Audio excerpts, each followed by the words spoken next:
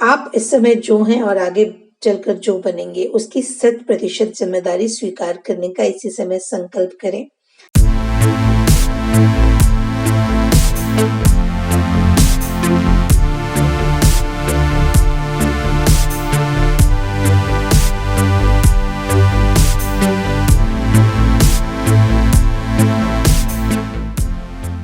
जीवन में खुशी, स्वास्थ्य, सफलता, उपलब्धि और व्यक्तिगत नेतृत्व के लिए ज़रूरी है कि आप अपने जीवन के अप्रिय पहलुओं की ज़िम्मेदारी स्वीकार करें। इसके लिए दूसरे लोगों, संस्थाओं और स्थितियों को ज़िम्मेदार ठहराना बंद करें, क्योंकि इससे कारण और परिणाम के नियम की अवहेलना होती है। आपका संकल्प डगमगाता है और इससे बहाने बनाने की अंतहीन प्रक्रिया भी शुरू हो जाती है।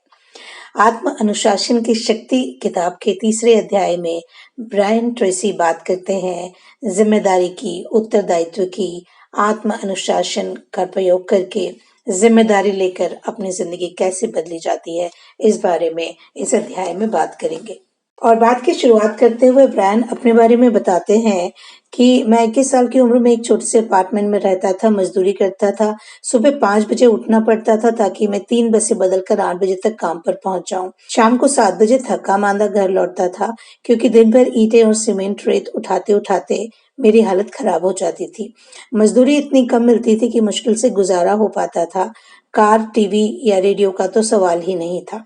ऐसे ही एक ठंड के मौसम में जब तापमान 0 से 35 डिग्री फ़ारेनहाइट कम था, शाम को घर लौटने के बाद मुझे ये विचार आया कि मैं किसका इंतज़ार कर रहा हूँ।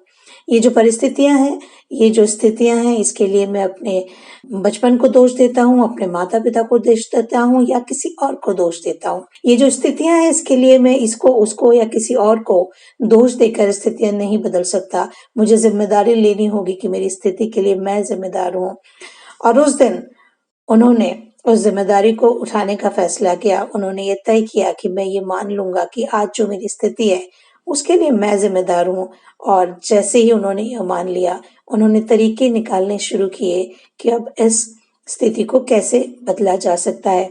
तुरंत उन्होंने नज़दीकी बुक स्टोर में जाकर कुछ किताबें खरीदी और धीरे-धीरे अपने आत्म सुधार को अपने जीवन की नींव बना लिया।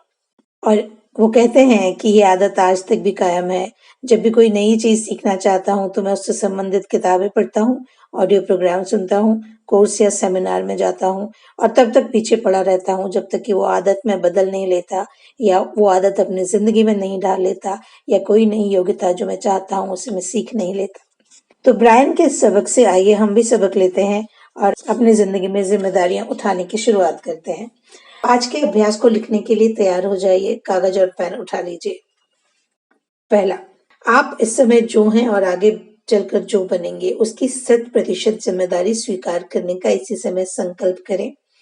लिख डालें, कभी शिकायत नहीं करूंगा, कभी बहाने नहीं बनाऊंगा। नंबर 2, अपने अतीत में किसी ऐसे व्यक्ति या घटना को चुनें जिसकी वजह से आप अब भी दुखी महसूस करते हो। अपनी नकारात्मक भावनाओं को जायज साबित करने के बजाय यह सोचें कि उस घटना के लिए आप कैसे जिम्मेदार हो सकते हैं, और अगर जिम्मेदार थे तो जिम्मेदार लीजिए और अगर नहीं थे तो सब चीजों को जाने दीजिए। अतीत के किसी एक रिश्ते को चुनें जिसकी वजह से आप दुखी हों, फिर 3 कारण लिखें कि जो हुआ उसके लिए आप कैसे जिम्मेदार थे।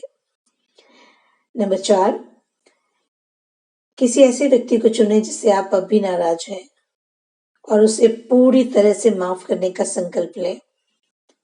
जब आप ये कर लेंगे तो ये कार्य आपको भावनात्मक रूप से स्वतंत्र कर देगा। नंबर 5, अपनी आर्थिक स्थिति की पूरी जिम्मेदारी स्वीकार करें और अपनी आर्थिक समस्याओं के लिए दूसरों को दोष देने के बजाय यह लिखें कि उस स्थिति को सुलझाने के लिए मैं आज के बाद क्या-क्या कदम उठाने वाला हूँ। नंबर 6, अपनी पारिवारिक स्थिति की पूरी जिम्मेदारी स्वीकार करें।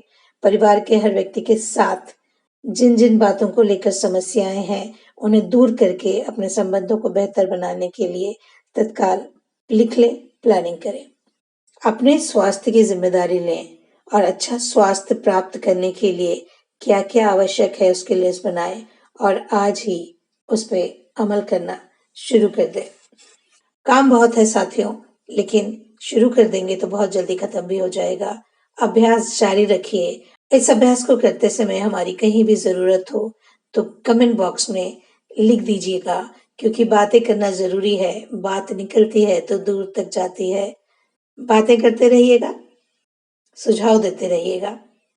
आत्म अनुशासन की शक्ति, सेल्फ डिसिप्लिन की पावर को मानने वाले, जानने वाले और अपनी ज़िंदगी में उतारने वाले अगले वीडियो में फिर मुलाकात होगी। तब तक के लिए अपना ध्यान रखिएगा।